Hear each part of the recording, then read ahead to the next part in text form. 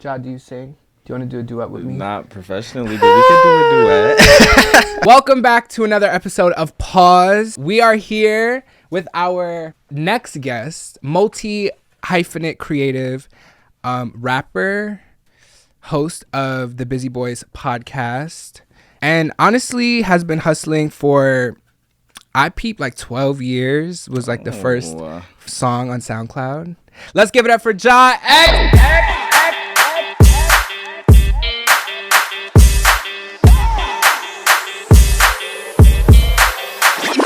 Oh, you did your research. Okay. 12 years is crazy. I mean, I've also, like, this is like the 8th variation of the show we've had. And I feel like we, as creatives, when it's like innate in you, you just keep going. And like, whatever that reinvention sounds like. Because even your first song that I heard gave very like Azealia Banks vibes. Yeah, that was like, it was a rendition of her song 1991. That's just where I was in that space and time. But yeah, it's so different than where I am now as an artist. Talk to me about 12 years of just like constantly trying to perfect a craft or even just like be creative. What was your mindset in doing that? Was it, I want to be really good at this, or was it just like, I need to just put things out? So I always knew that I could write music. So like, I just knew I could rhyme. Like reading, writing, and stuff like that just always came really naturally to me. And I wrote songs before I even had gotten into rap. But I couldn't sing, and they were like singing songs. So I was just like, I know I have this talent, but it's not that serious. Right. I like hate using this term, but I technically was like a content creator like when I was a teenager. Because yeah, I was like really popular on Tumblr at the time. I had like a huge following from just like posting photos and stuff, which like I took like seriously like a job. I started feeling like, I want to get into rap again. Like I really want to like kind of take it seriously. But I also felt like no one's going to take me seriously because I'm popular now in a sense, and no one knows me for doing that. So it's going to be kind of like rebranding myself all over again. But I would say it was received well. Like people were just kind of fucking with it, and I was just like, like I'm good. Like I'm glad y'all fucking with it, and I just kind of stuck with it. I was kind of like, this is definitely what I want to do. And actually, a few years prior to that as well, my mom had taken me to a studio. And your mom took you to like a recording studio? Yeah, so I told her I wanted to rap. She was like, all right, we can get in the booth right now. Like my mom has always been like my biggest supporter. So anything I've told her I wanted to do, she was just like, all right, let me make this call. Let me do this. So what was the thought behind putting out the first song you ever put out? Was it like a couple and then you were like, wait, this is really good? No, that was all I recorded.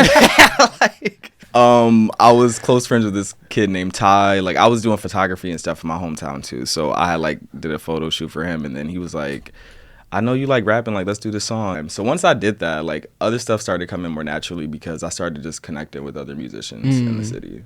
Do you feel like now in this kind of state of creativity and content creator that people are losing artist development or like not paying as a close attention to kind of critiques and like wanting to level up? Because I'm really like, I don't think people understand how much you have to believe in yourself to continue something for 12 years consistently. That and just continue, even if people aren't receiving your content or art the way you want to, you still have to go. Like you still have to continue. Still have to do it. But I think I just think we're in the day and age of like instant gratification. So people, especially I think younger people coming up in this generation, they don't realize how much work you have to put in. Like sometimes it does pop off for you like right away. You drop one song and you're that bitch the next day. But like everybody's story is different, and a lot of people's story who've inspired me, that's just not how it happened for them, But also most of the people who inspire me are passionate about what they do, and I think you gotta love what you do. Like you can't really do it. I don't want to say that. Like, you definitely want to get something out of what you're doing, especially if you're investing a lot into it. Yeah. But I genuinely think you have to, like, love what you do. Like, at the end of the day, if it doesn't sell or doesn't make you money, I think you should still be proud of the fact that I did this, you know? But just because you're passionate about something, I think there are still times where it's not, like, the most glamorous process, so to speak. So is there anything within the journey that you were like, I could have done without this? Like, I did not need to do this bullshit. Like, yes. This doesn't apply for everything or like every situation, because there have been scenarios where I've even worked with other artists who weren't like, I I don't even want to say as established because I'm still establishing myself. Right. But like we're still trying to figure themselves out as artists. But I just kind of saw the vision for them. But there were some people that I just kind of feel like I took a chance on and it was not worth my time. Like, or they were trying to shoot a video for me or they wanted to work together on music or something. I'm like, I already got like, I know what I'm doing. And you don't really know what you're doing right now. And I might not be where I want to be, but I know what I got to do to get there. And you wanted to work with me because of that. So if you're not bringing that same like professionalism and just like dedication, it's just not going to work. So I would feel like just some collabs, it was just a waste of my time. We here love playing games. I was listening to your music and it was only right that we created a game specifically for you. Oh my goodness. And so this game is called Match My Freak Digest, where we're going to dissect some of these lyrics that you have in here. So are you ready? I'm getting nervous. Smoke? I'm like, dun dun. Stretching nigga out. I got all the stones, don't get bone into me. Who gon' match my freak? Should I get close? All right, so I have four lyrics here from your song. And I just want to have a conversation about it. Like, I just want to understand where your mind is at. I'll break it down for you. For some of this. Okay, so we have the first one starting, I don't fuck with twinks, I need grown men. What is wrong with the twink on twink action? Oh, so I'm a twink. You know... That's just where I'm at right now. I haven't discriminated against twinks my whole gay experience. You have not? Yeah, I'm sure there'll be some twinks that's seen this that I've messed with. Like, It's not like... But where I'm at now, I'm with a grown man. If you saw my nigga, you're not gonna think twink. I just think, like, twink is real, like... To me, it's like me. You a small boy. Like, we're just... Yeah. We're little. Who gonna match my freak? Should I get cloned? Has anyone matched your... Like... Let's... Is it... Are you the only person that could really live up to it? I mean, you have a man now, so... I got a man. It's so funny because sometimes he be like, you be talking so freaky in your music. And I be like, I'm a freak. Like, I just feel like I've had some guys not match my freak. Everybody is versed in the bedroom, like, which doesn't make you less freaky or anything. But I think when you're open to more in the bedroom, there's possibilities for more to happen. I'm into, like, you know, we've talked about it on the podcast, but I've, like, been in dark rooms. I've been to sex parties. I've hosted a sex party. So, like, like, where are you from?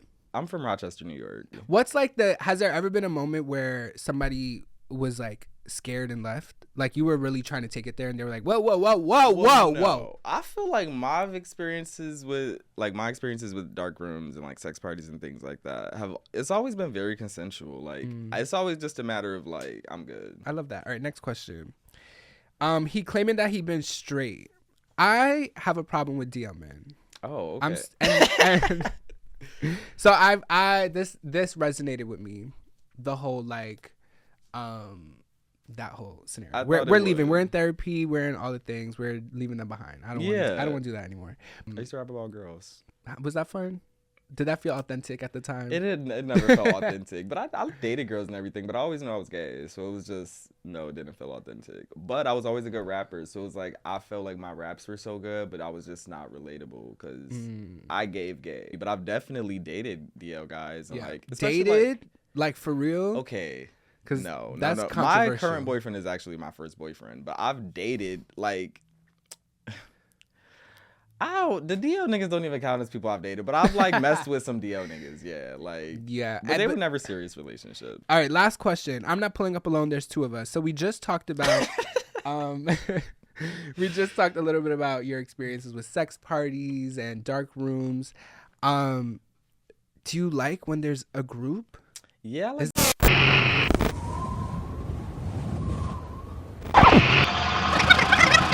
you didn't dodge any of that. That was wonderful. They were intense, but yeah.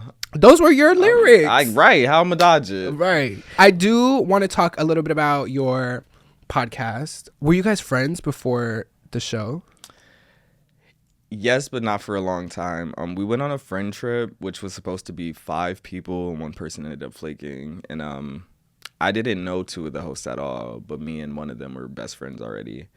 And but even our friendship was only, like, I would say, like, a year or 2 in. So we had gone on this trip, and this was my first time even hanging out with the other 2 guys. But we just all were kind of just like, y'all seem cool, like, it'll be a good time. Yeah, we just all really hit it off on the trip. We started like talking about a podcast like toward the end of the trip, and I've like done that with my friends a lot. We talk about something and we never do it, but they were all like very serious. They're like, nah, we really, really want to do it. So, yeah, we kind of just got the ball rolling like once we got back, and yeah, I want to say it's been less than 2 years since we've been doing that. I think it's been like a year and a half. So, what has it been? I think there are so many conversations about, should you work with friends? Should you not work with friends? Like, what's the dynamic here? All of Akeem and I went to high school together, and then everybody else went to college together. So this is like a very close friend group, and it, you know, sometimes has its pros and cons. But what's your kind of take on working with friends? Yay, nay? I think it just all depends on the friend. Like, I'm one of those friends where I'm very kind of like go with the flow. Yeah. But like, if y'all don't get the ball rolling, I'm probably not either. So like they just, it's like we all wanted to do it, but I guess we were all serious too. Like nobody was kind of like, once, I don't know, I feel like someone initiated it, like, all right, y'all, what we about to do? And we all just kind of were like, all right, let's do this.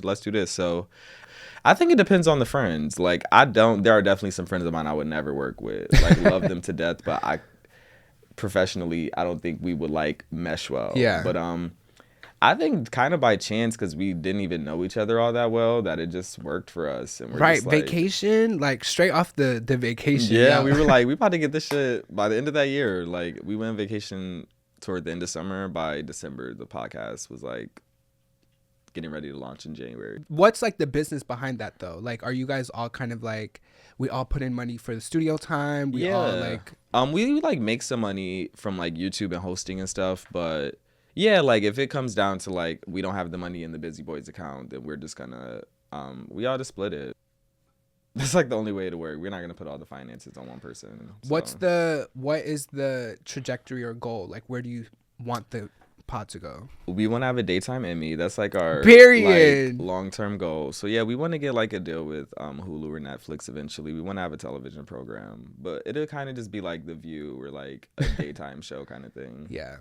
Are there moments where you guys have to like recount reactions or like give a bigger reaction because I just heard this? Not in that sense for the most part, because I feel like sometimes the reactions are just like they are what they are, but sometimes if we're like not as close to our mic or like some things just happen where we're like, all right, we need to do that again, or sometimes we just say something stupid and we're like, bitch, let me ask that again. That didn't sound right.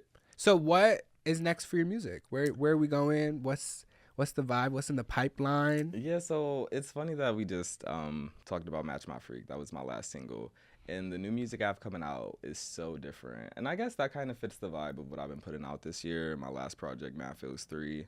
I just feel like this was like my first project, like really, really being out the closet and like everybody knows I'm gay now. Like I feel like my last few projects, like Matt Feels 2, the one before this, which was like 2 or 3 years ago, I had probably just came out the closet. And I also didn't have like a moment, like it was never like a Facebook post or like a story post or nothing. Is jokes. You know, like there was never like I just went to Pride one year and just posted a picture there, and it was like that shit got like 600 likes, and I was like, oh, y'all trying to call me gay? Like, but I just knew that in everybody, the public's eyes, like that was me coming out to them. But we do have another game. This next game we're playing is Freaky Friday, where we are going to give you your own song to recite some lyrics to in a different genre.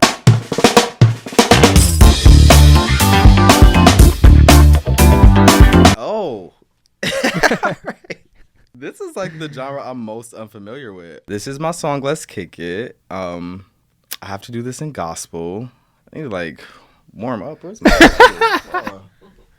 Come on, give it to us. He scored the golden ticket, fucking with me, he a winner. Scored the... Wait, that's not gospel. That's giving me no, let me just go with it. He scored the golden ticket. He scored the golden ticket, fucking with me, he a winner. You think I forgot how we met? Now, baby, I remember. I don't even know how to tap into a gospel. Oh wait, this one good. Okay. He scored the golden ticket. He scored the golden ticket, fucking with me, he a winner. You think I forgot how we met? Now, baby, I remember. I don't even know how to tap into a gospel. Oh wait, this one good. Okay. He scored the golden ticket. He scored the golden ticket, fucking with me, he a winner. You think I forgot how we met? Now, baby, I remember. I don't even know how to tap into a gospel. I think I could do country now.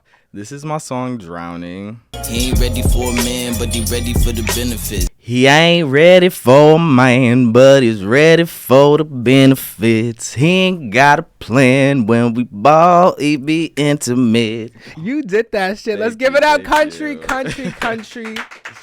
All right, last but not least. Mike's Hot Honey Rock. He lick on me what I taste like. I'm giving Mike's hot honey in the cake tight. Lick on me what I taste like. I'm giving Mike's hot honey in the cake tight. Perfect like an AI. I don't really know if that was rock. You were screaming.